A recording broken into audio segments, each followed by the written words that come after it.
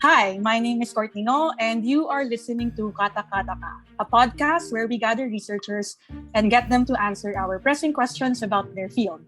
This episode, we will talk about mapping typhoon, flooding, and landslide risks in the Philippines. The Philippines is hit by an average of 20 storm systems every year, ruining housing, infrastructure, and agricultural lands. They also disrupt work, education, and communication. According to the PSA, our country has spent a total of 463 billion pesos from 2010 to 2019 for flooding damages alone.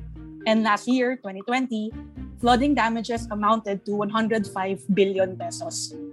In 2020, we also had Typhoons Ulysses and Rolly, which affected 5 million and 2 million individuals nationwide, respectively, and killed 127 people.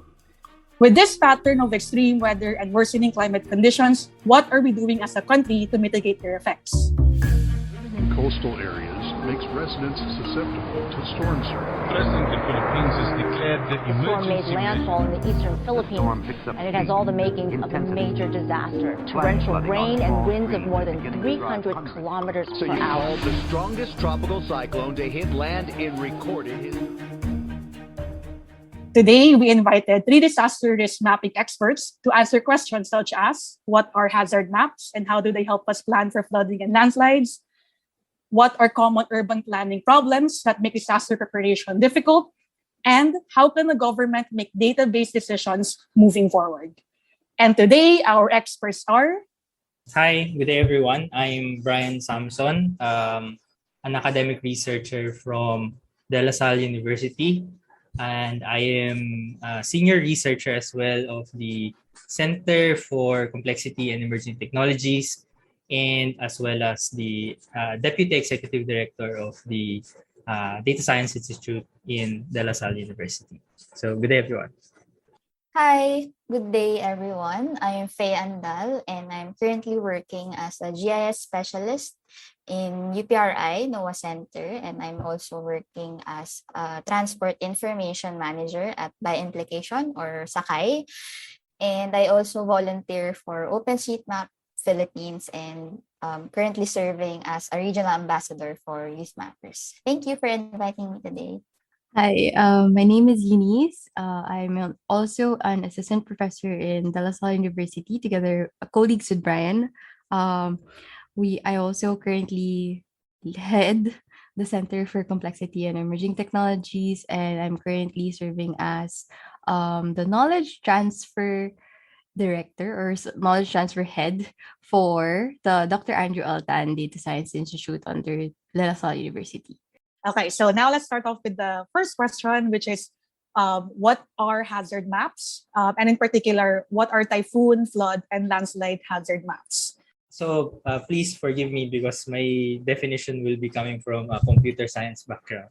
So maybe Faye can correct me if some of the things I mentioned are wrong. So from my understanding, the hazard maps that we create are basically for we create them to inform different stakeholders, whether it is the normal citizens or local government units or the service organizations, non-governmental organizations, in aid of making decisions. So they are primarily created to help us understand the amount or the impact of different hazards that we might encounter, okay, with some variability or with some uncertainty for a given period of time in a specific area that we specify on the map.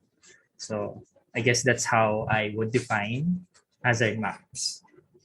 Well, tama naman po yung na-mention ni Sir Brian. So, hazard map shows us the affected areas or yung mga exposed areas by a certain hazard. So, pwedeng hazards such as floods, landslides, or storm surges.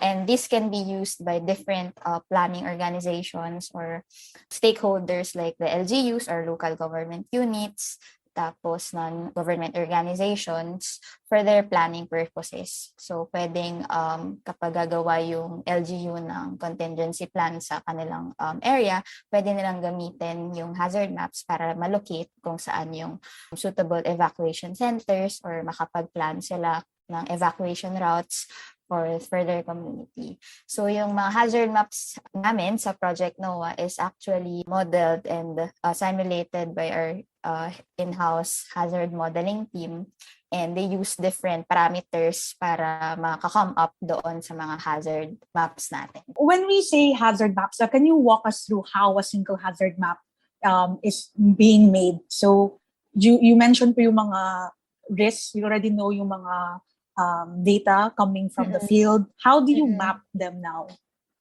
Sa mga hazard maps natin, like yung flood, unstable slopes or landslides and storm surges, syempre may iba't ibang data requirement din sila kapag minomodel natin sila or sinasimulate natin. So for example, for flood hazard and flood depth maps, ang ginagamit na parameters for that is elevation, land cover, rainfall data, tapos soil din. And syempre ginagamitan din natin sila ng software like Flow2D para ma-ingest lahat ng mga parameters na yon and makapag-model tayo using this data.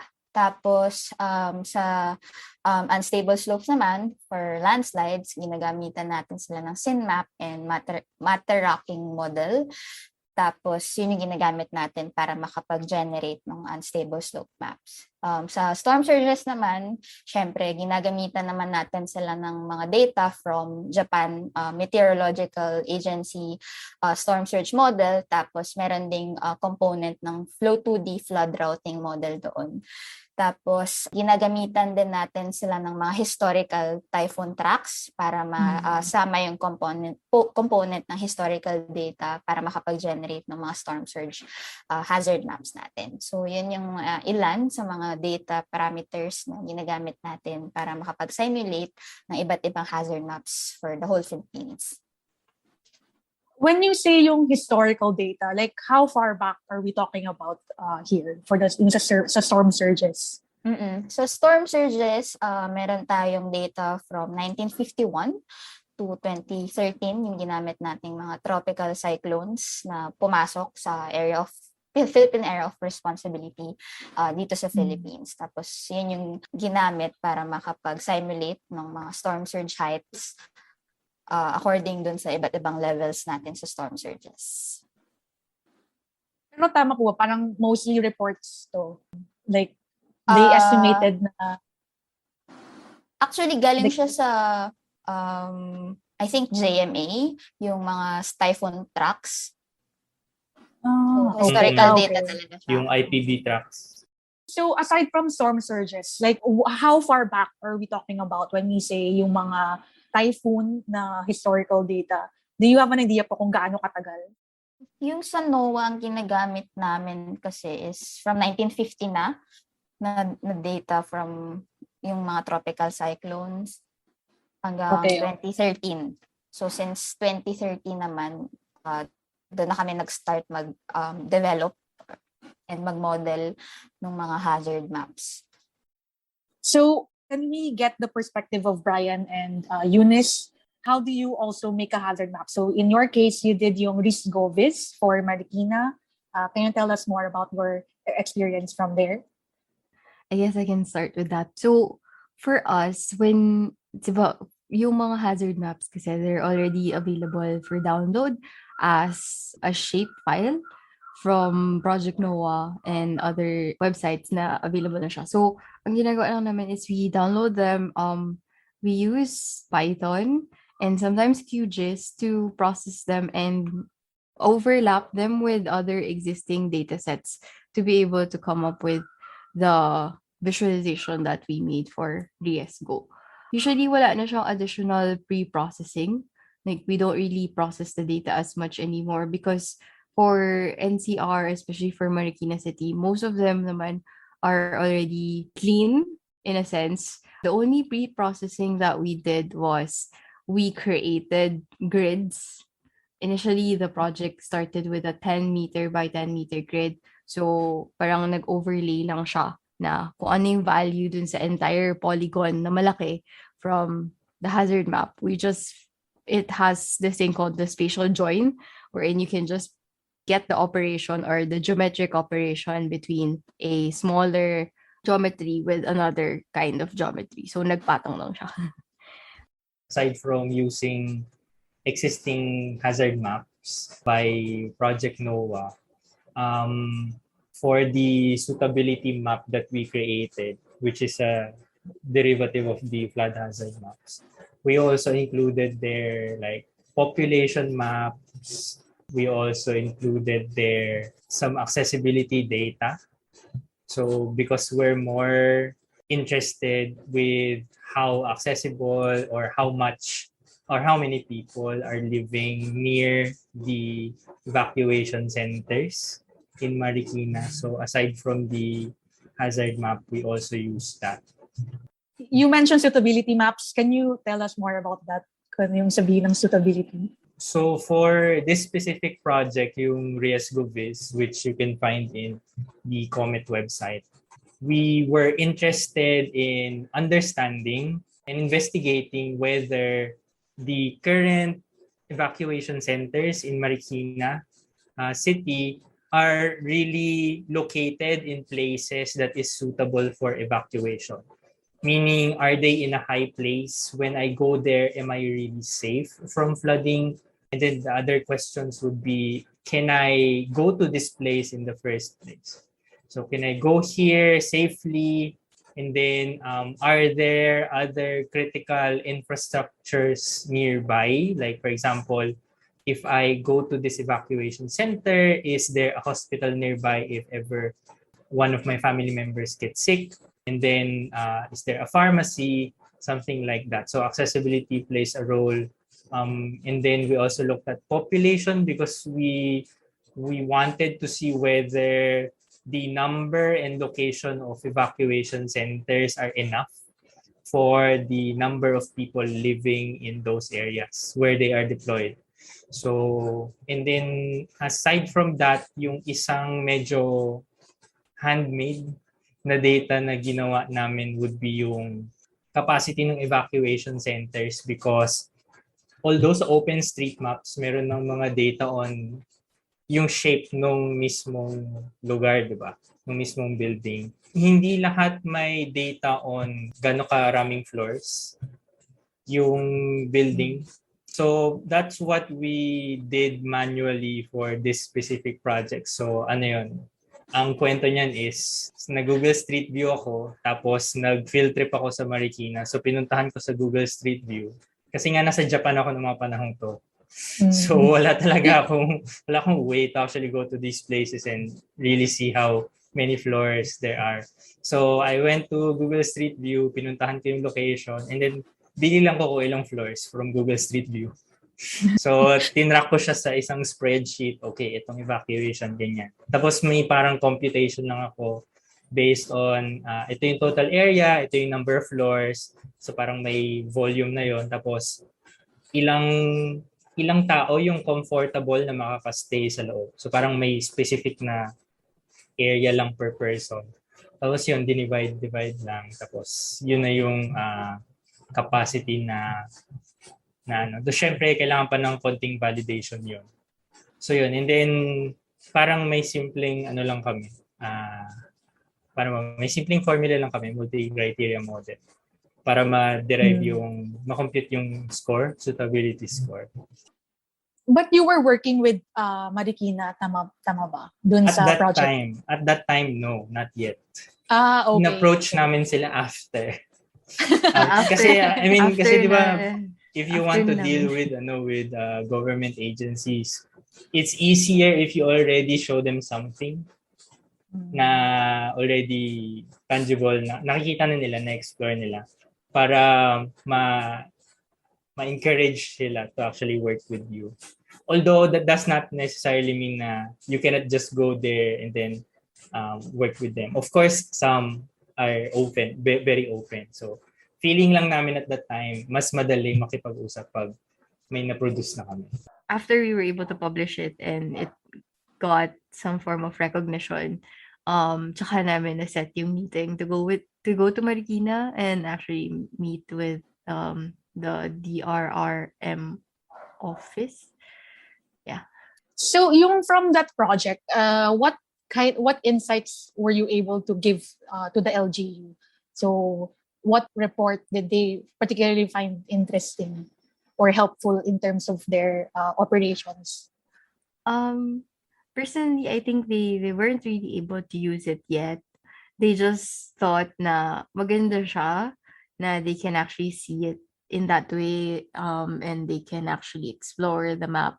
But like what Brian mentioned earlier at the beginning, before we started recording, was that they did mention that maraming yung data na nandun, hindi na rin siya outdated. And then, with regards to the suggestions of where to put the evacuation centers, some of them might not really be realistic. And then they do have, pero they focus a lot on letting us know that they do have a lot of prevention and in place na they have early warning systems that require people to actually evacuate from their houses. And sometimes it's interesting because they also said that sometimes even the families themselves actually would come to their evacuation centers even before they send out their warning na may flood na dun sa area. So, nagiging mas proactive na yung city of Marikina in terms of evacuating people. So mostly yun yung feedback nila. And then they mentioned that we could collaborate and get more updated data, but we weren't able to fully follow through with all of the things that happened after that. How about you po, Ms. Feye? So in terms of sa Project NOAA, have you been able to contact yung mga LGU? They're looking for a particular thing or something that they have learned from Project NOAA? Actually, marami kaming naka-partner din or naka-work na LGU before. Kasi dati, I think way back mga 2015 yata yun or 2014, we were part of IMTWG, so Information Management Technical Working Group ni NDRRMC. So kasama kami doon sa nagde-decide or kasama doon sa PIDRA or Pre-Disaster Risk Assessment kapag may bagyo. Tapos, isa sa mga ginagamit or pinapagamit sa mga LGUs is yung NOAA website para makapag-monitor yung track ng bagyo. Tapos, yung makapag-monitor din ng rainfall level, tsaka yung mga water level doon sa mga areas na potentially babahain. So, since that time, naging parang required-ish na gamitin si NOAA ng mga LGUs para nga mas madaling makamonitor ng mga babahain na areas. Tapos actually, pilot area na din namin si Marikina for NOAA. So sa kanila kami unang nag-present ng NOAA website, ganyan. Tapos sila din yung isa sa mga nakagamit nung mismong version 1 pa ni NOAA website noon. Tapos, ngayon naman, we're currently working with Manila City, tapos ibang LGUs din sa Bataan, sa Batangas, ganyan. And then,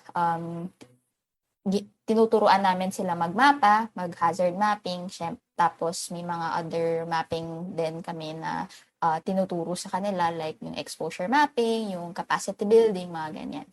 So, hindi lang siya sa hazard mapping, but doon din sa part for risk mapping, tinutulungan natin yung mga LGUs. So, when you say capacity building po, tama po ba, based on decisions that they can make given the hazard maps? Yes. Tapos yan, may component na din ng exposure, yung vulnerability, yung risk, ganyan, para lahat ng components sa disaster is covered lahat. So exposure like light materials yung roofs nila, ganun po ba? Or malayo? Yung exposure based sa population, tapos based sa infrastructure like may mga building footprints, ganyan. So yun yung mga kina-cover nung exposure mapping. Tapos Yung vulnerability, syempre may component na yun ng hazard plus exposure, mga ganun. So, ayan, katulad din nung mga na-mention ni Sir Brian na may certain computation din na ginagamit for all these types. What have you found are common na urban planning problems na parang because of how the city was planned or again, because before naman, di naman siguro kagayan kalakas yung mga flooding before, but now we can see yung effect na niya sa population ng Marikina whenever there's a typhoon. So what are these common urban planning mistakes na napapalala yung flooding? Could be for Bataan or sa Manila. I think for Marikina at least, syempre, nga siya, catch basin. So, expected na babahain talaga. Pero kasi, yung floodplain mismo doon sa Marikina is may mga bahay na nakatayo, may mga subdivisions, ganyan. Naalala ko yung class namin sa geology dati, nung undergrad pa ako, in-explain nung professor namin kung bakit nga ba binaha na Ondoy, yung specific bagyo na yun, bakit nga ba sobrang naapektuhan yung Marikina ni Ondoy. So kasi if makikita natin yung river, yung shape ng river sa Marikina, sobrang curvy niya. Tapos, since may mga bahay dun sa malapit sa ilog, hindi na masyadong maka-flow ng maayos yung river, kaya tumapon na siya dun sa mga areas na maraming bahay. So, instead na, syempre dapat wala siyang lamang mga bahay, walang mga tao dapat doon. Ngayon, meron na. So, hindi na maayos makaka-flow yung tubig kapag tumataas siya, yung level ng flood or water. Ayun yung isa sa mga factor kaya bakit pinabaha din yung Marikina and yung syempre siguro sa ibang other areas din sa Metro Manila. So medyo poorly yung pagkaka-plan doon sa mga community na yun. Yeah, so one of the things we saw from the mapping that we did was specific to Marikina, no? So, of course, yung mga areas near the river, we kind of expected it na hindi talaga siya suitable. But what was interesting for us was there were a lot of evacuation centers that were situated near the river. So I guess it aligns with what Feye already mentioned. Since yung mga settlements, yung mga tao, nandun na sa malapit sa river, which I guess is kind of typical for human civilization. Like most civilizations really emerge from rivers naman talaga, di ba? Parang sa Egypt, sa Nile, ganyan. So I guess for Marikina, that's also the case. Ayun nga. Pero hindi rin naman natin masisisi sa Marikina kasi if most of the people are there, then obviously the critical infrastructure would also be placed there, like schools, ganyan. I guess ang napansin lang namin is there's not much, dedicated evacuation centers talaga that are strategically placed where there's less flooding. And then in the case of, kasi I guess nandun na rin sa narrative namin dun sa Rias Govis na it has become a practice in the Philippines na yung mga schools parang multi-purpose sila na building na yes, school sila pero pag bumagyo automatic yung karamihan sa kanila converted talaga to evacuation centers. But unfortunately, if you look at how the schools are built, 'di ba? Parang wala rin naman sa consideration yung pagta-transform sa kanya into an evacuation center later on. Siguro dahil very parang black swan event kasi yung mga baha. Well, I guess sa Marikina hindi siya na black swan, madalas na siya talaga. Pero for other places, black swan hindi madalas. Kaya siguro hindi siya masyadong nasasama sa planning, which we hope can change in the coming years, especially as more and more of these parang studies are done, and then pag na-improve pa si Project NOAA, and then as LGUs really use this data for their planning, hopefully some of these things or old practices will change. So, ayun. Actually, dito sa project na to, tiningnan din namin yung building code. May building code specifically for schools na parang dapat, kung ilalagay mo siya malapit sa river, okay lang naman. Pero dapat hindi siya yung sakto dun sa flow. Hindi siya tapat dun sa flow ng river. Parang ganun yung nabasa ko sa building code eh. Parang may special building code for schools, and then how to make it parang hazard proof, parang ganun. Yung population, dahil nga maraming nakatira along the river, konti lang yung schools, it's really hard also to expect na lahat ng taong nakatira doon would be able to evacuate to those places. So yun yung mga key na findings na insights namin. So the schools are near the river. So sila rin mismo nababaha sila pag flooding, tama ba? Hindi yata. Because most of the schools, parang meron silang, like, I think this was mentioned by Marikina rin, no? Some of their schools, they are kind of like built on stilts din. Parang meron silang ground floor na hindi rin talaga nagagamit. So, medyo elevated naman ata yung ibang schools na converted into evacuation centers. And they also mentioned that they try, even though na hindi nga siya suited for evacuation centers, they try to make, or they try to have different kind of things prepared para ready siya for the families to stay there. May pinakita pa talaga sila na parang alam mo yung foldable na fan, yung nagiging circle lang, tapos pwede mo lang i-shoot sa bag. Meron silang something similar na ganun, but it folds up into a cube na parang tent for families to stay in sa evacuation center pag may forced evacuation sila. So parang may cube houses sila dun sa gym or something ng school. I guess parang kasi you were mentioning na the schools were supposed to be places that they could evacuate to, but not most of them are built that way. So ano yung ideal na evacuation ready na school? Yung provisions nga within the schools. So, kunwari, sa schools kasi, pag public school, di ba yung mga toilets, as in toilet lang talaga. Pero wala masyadong provision for showers, taking a bath, ganyan. Yung ideal siguro is really to build schools that are already multi-purpose.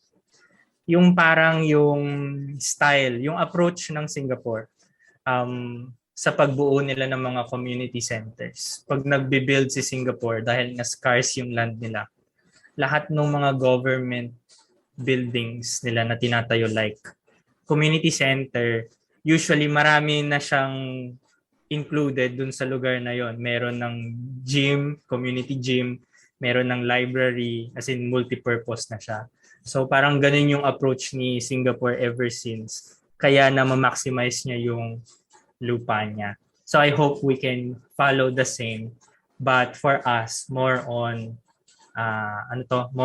for disaster preparedness, yung pagiging multipurpose na approach. Meron ba kayo nakita na ibang bansa na they did the same thing but for disaster preparation? Kasi si Singapore, I think not affected as much as we are. Parang was there a model na I guess in Japan for earthquakes?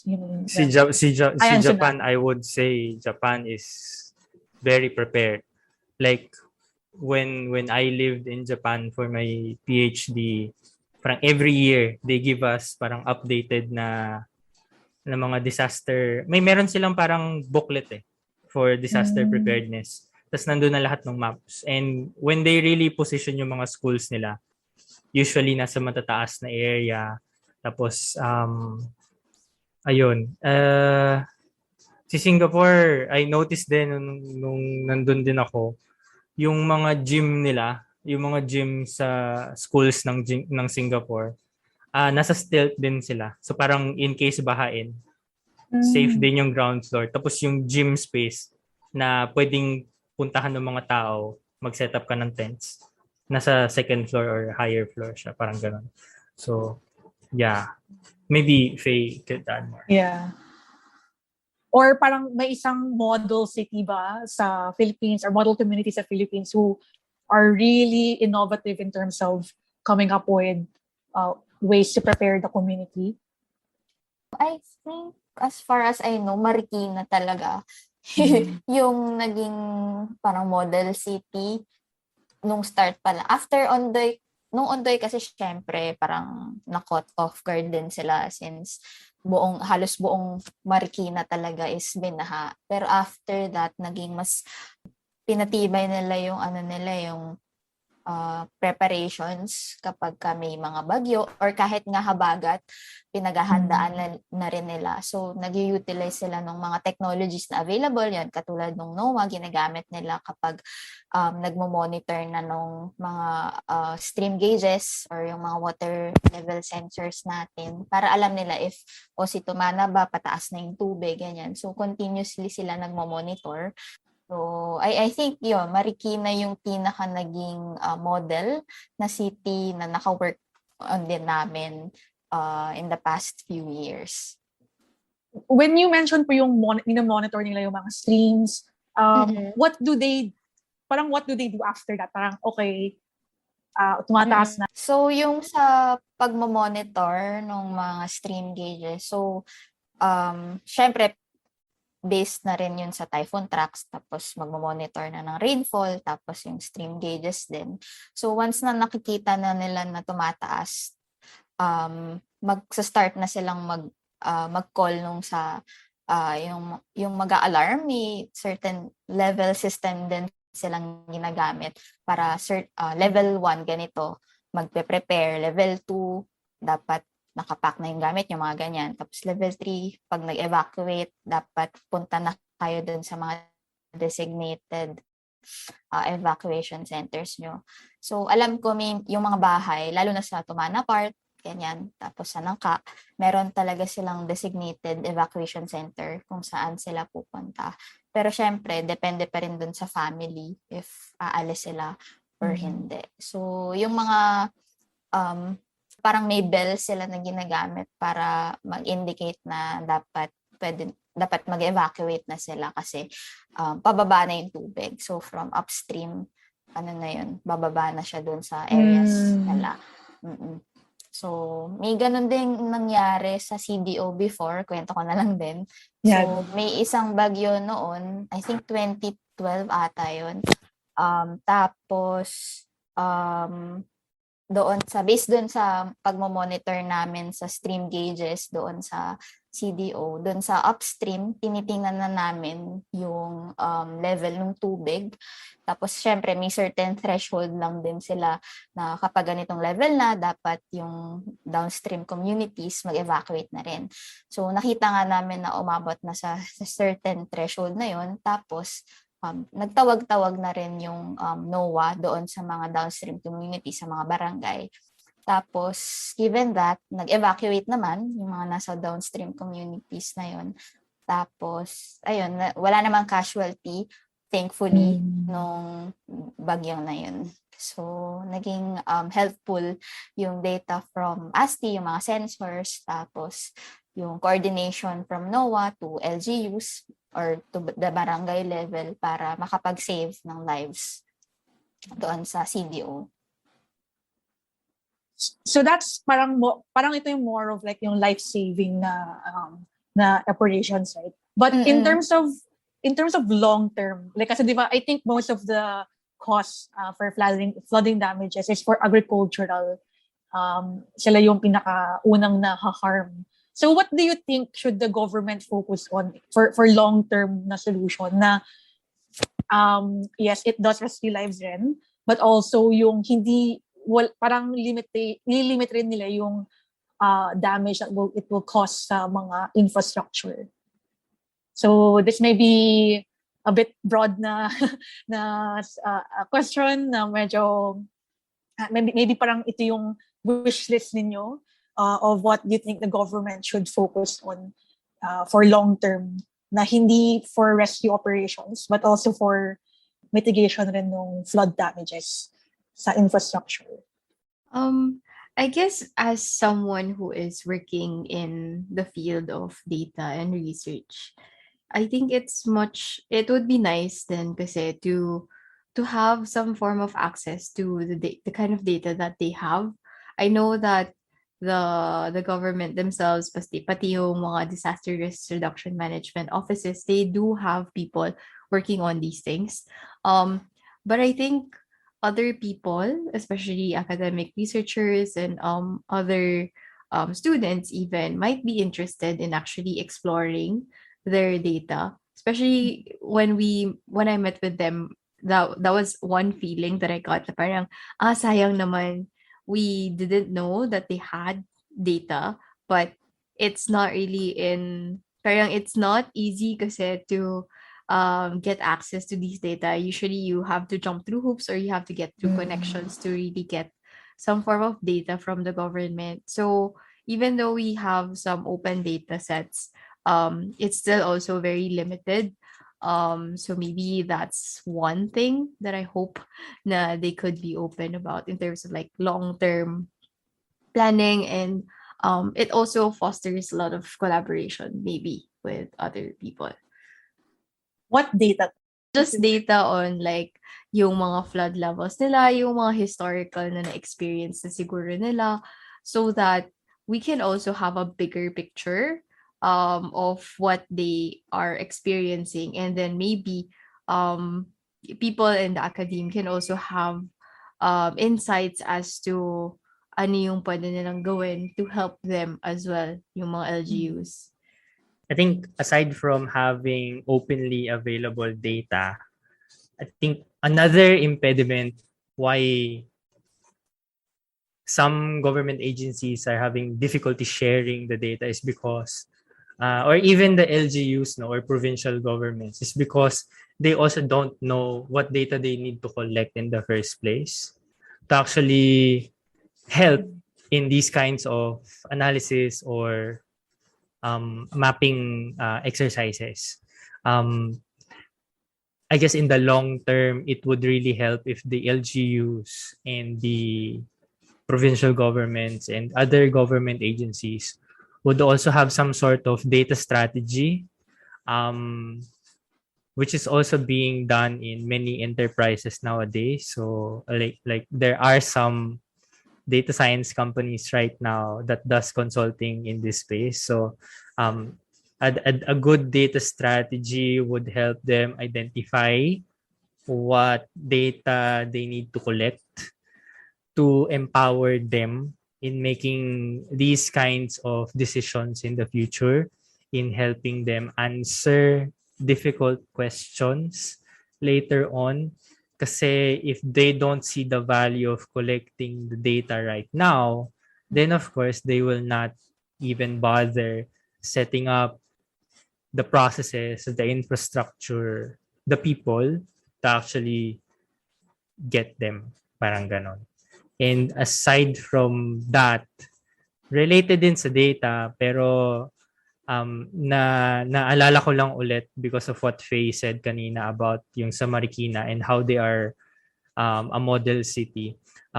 Kasi we're also working in another project with for Oriental Mindoro naman, for the province of Oriental Mindoro. And one of the suggestions that we were trying to push for the province is to have upstream water level sensors.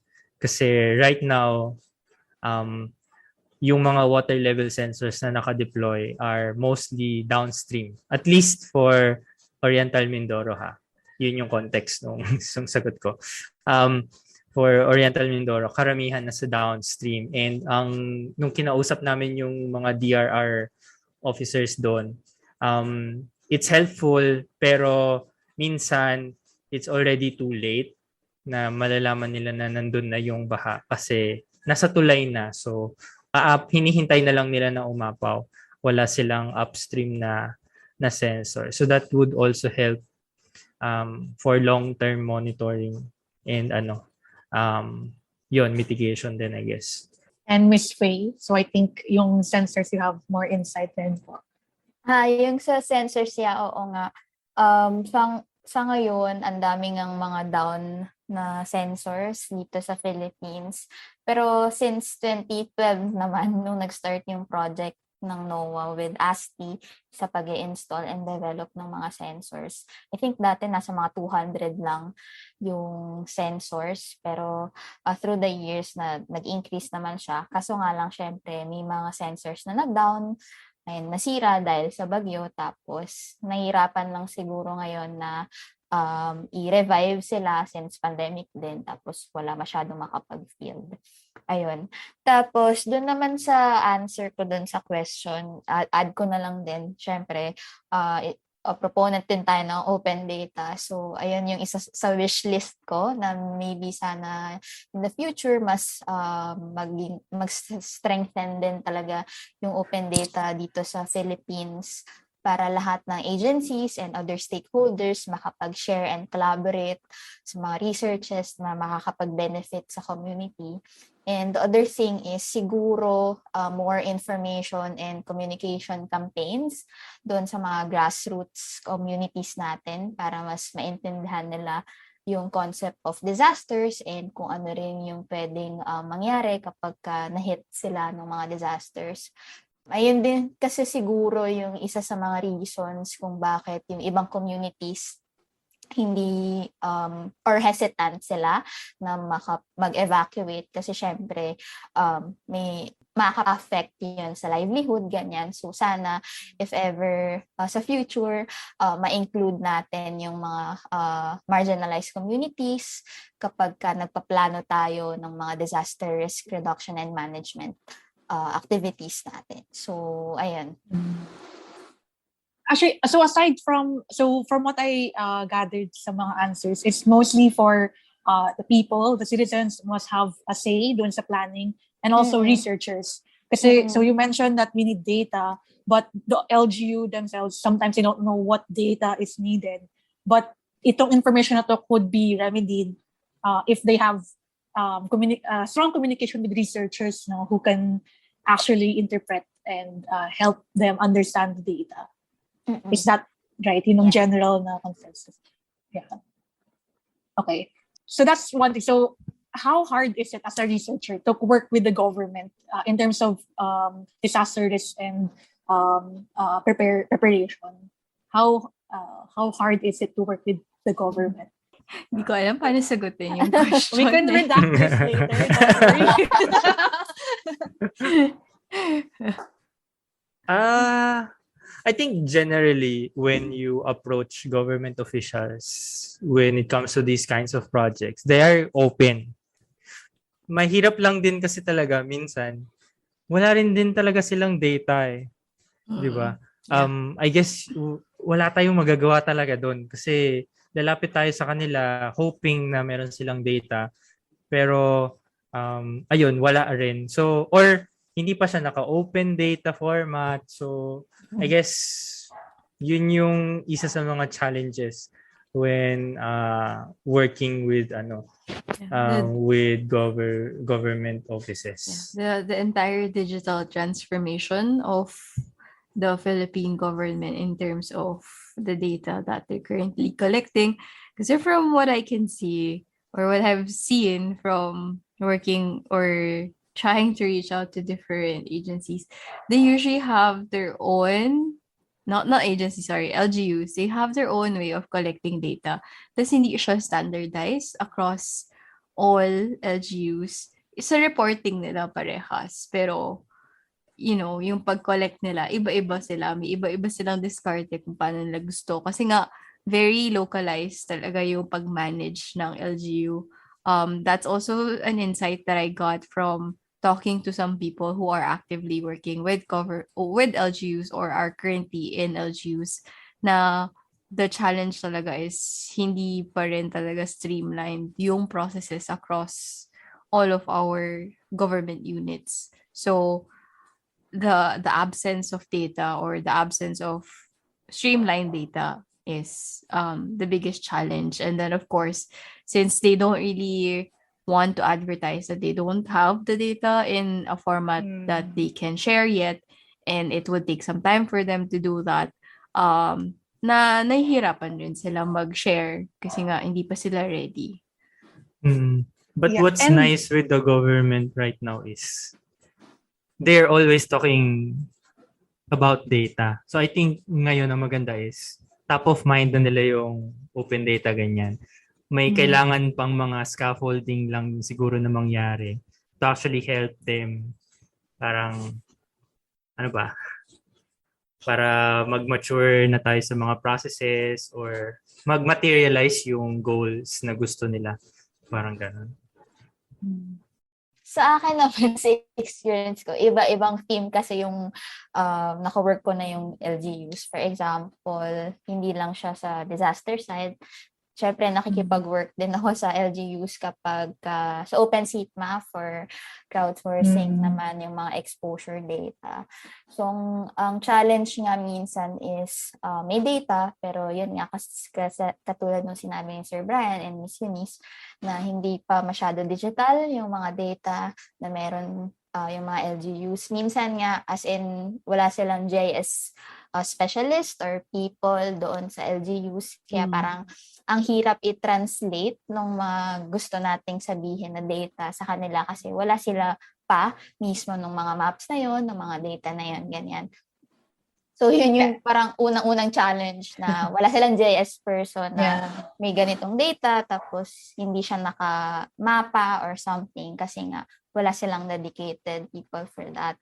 Yung experience ko specifically is, kasi marami akong LGUs na naka-work for OpenStreetMap. So, ang ginagawa namin is tinuturuan namin sila magmapa para maimapa nila yung mga bahay, yung mga critical facilities, yung mga schools, ganyan.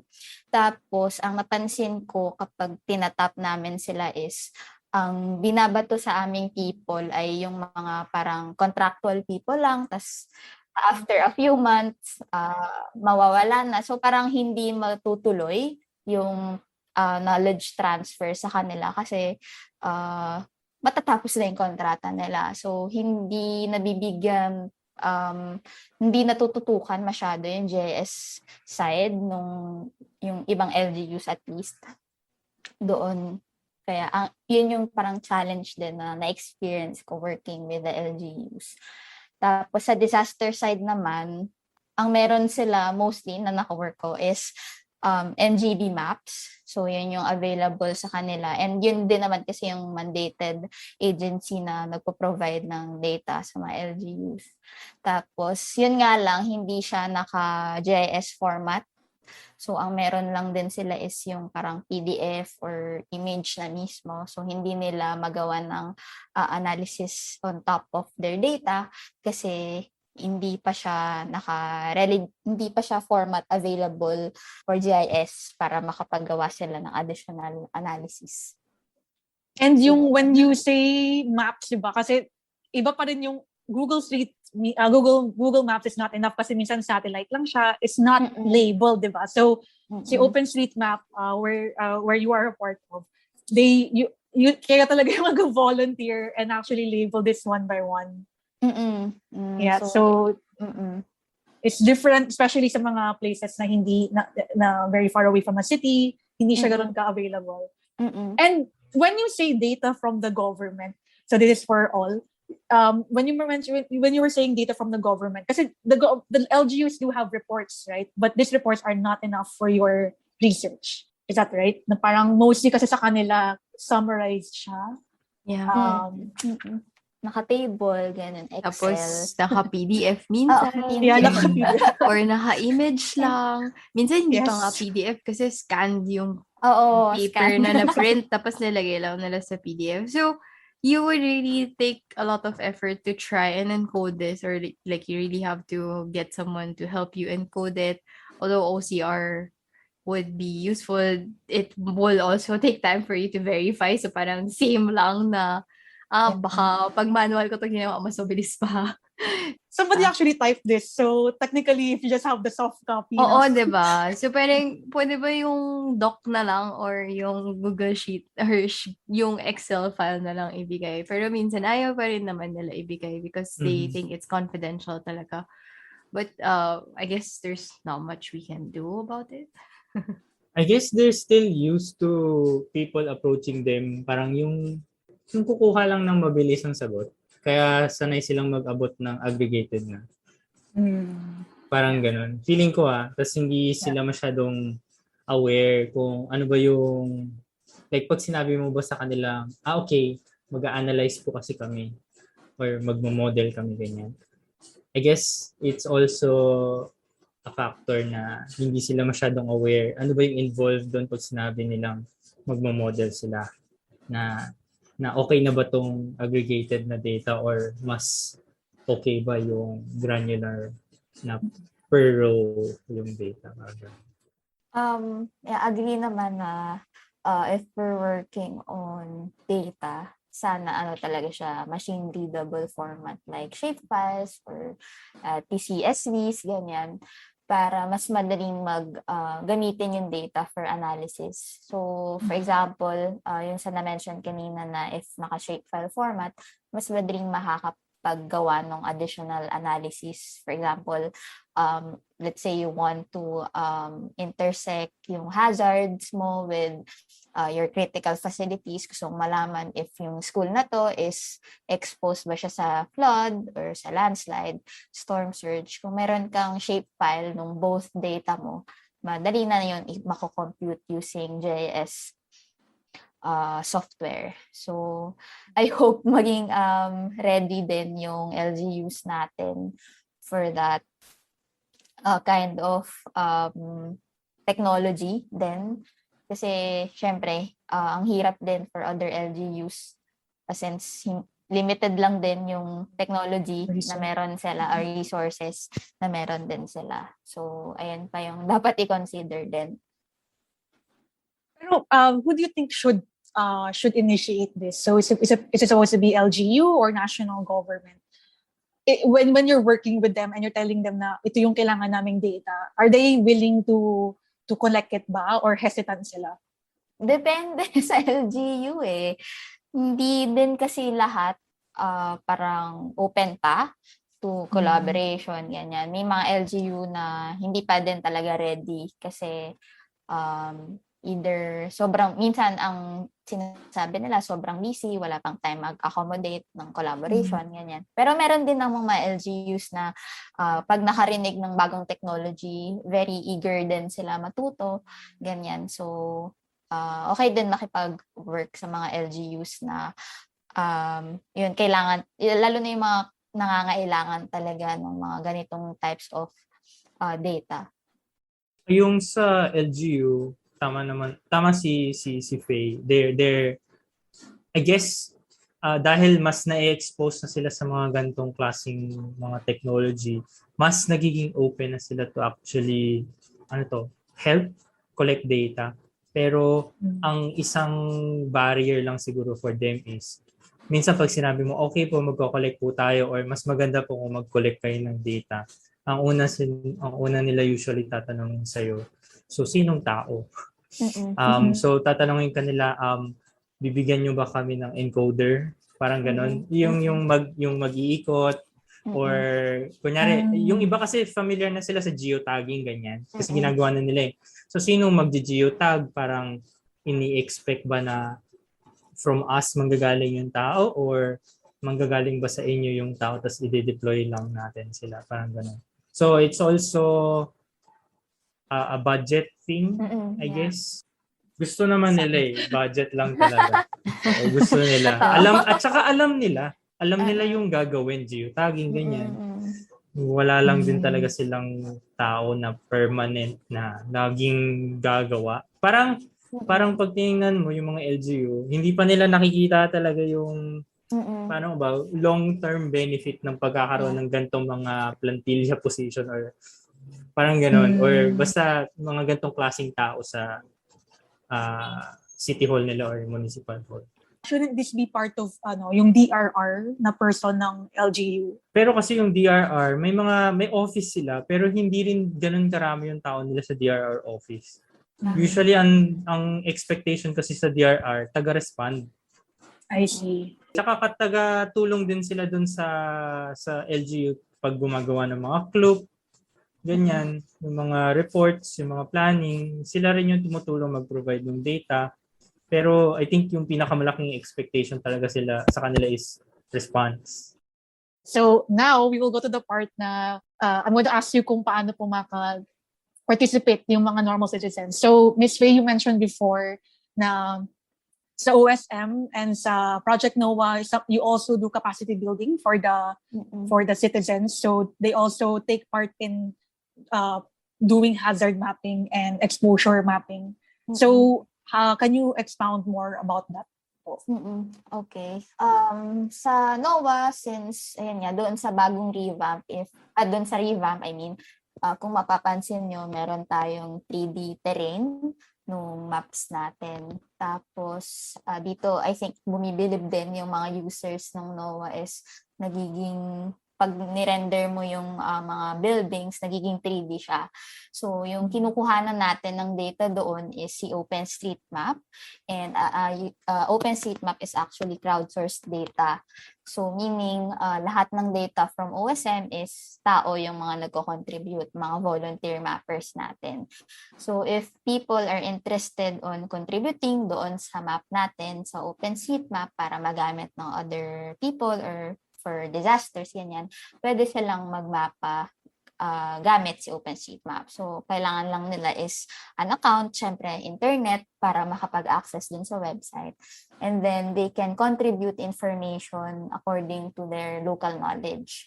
So, mas importante na mas madaming data na nanggaling talaga sa areas nila kasi sila yung mas familiar doon eh. So, for example, yung bahay nila, pwede nilang imapa, yung schools nila, tapos they can add more information kasi mas familiar naman sila doon sa area na yun. And this data, yun nga, as I said earlier, pwede siyang magamit ng iba't ibang tao for different use cases. Hindi lang siya for disasters, pero for example, for transportation, for poverty, ganyan, pwede nilang magamit yun for analysis. So, ayun, one way to contribute is through OpenStreetMap. How about kay Project NOAA? Is there something that normal citizens can do to participate or enrich yung data ni Project NOAA? Or I think doon sa data side, one way they can do is to validate siguro yung mga data sets natin for flood, for storm surges, or for landslides. If magkaiba yung experience nila on the data that we display or we have in NOAA, they can definitely reach out to us para we can also consider their experiences doon sa maps natin. Tapos, in terms naman of the design sa NOAA, we're also accepting suggestions on how we can improve pa yung mismong UI, UX. Kasi syempre, this was designed naman talaga for the general public para magamit nila and mas maintindihan nila yung data na dinidisplay natin or pinipresent natin sa community. So, ayun pa yung pwede nilang maggawin or maitulong for us. I guess what other people can do to help other than the UI, UX, giving feedback is also maybe sharing if they have other experiences with these kinds of projects. Tapos if they want to reach out, if they want to collaborate, we can always just discuss and try to see if we can come up with something together for maybe combining our efforts to build a more cohesive platform. Kasi I guess that's one thing that nangyayari ngayon is we usually have our own small things. Tapos hindi na rin na nakakapag-collaborate together with yung different small groups. So it would be nice kung if may data kayo, may data kami, we can work together to kind of like come up with something together. So yeah, I guess something like that. So don't have enough time, but I think we covered most of the questions. So we hope that our listeners have learned about mapping typhoon, flooding, and landslide risk in the Philippines. Thank you to our guest researchers, Dr. Briane Samson, Ms. Feye Andal, and Ms. Unisse Chua. Thank you. Thank you for having us. Thank you. May clap Thank you. talaga. I hope you had fun. So I hope that I can also invite you po ulit next time if ever we have more questions regarding hazard mapping and also for your other projects. For our listeners, thank you for listening, and I hope to see you in our next episode.